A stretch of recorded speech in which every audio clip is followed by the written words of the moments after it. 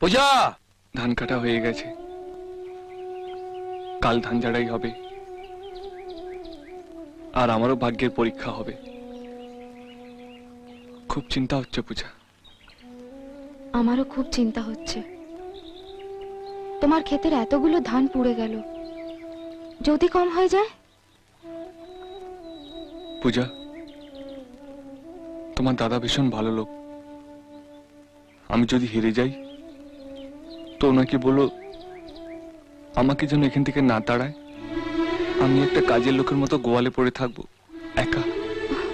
তোমার এই গ্রাম, এত গরু মোষ, তোমার রাগী দাদা, তুমি, তোমাদের কাউকে ছেড়ে আমি থাকতে পারবো না পূজা, থাকতে পারবো না। বিনোদনের 444 9 থেকে 27 মার্চ সন্ধ্যে 7টায় কালার্স বাংলা সিনেমায়।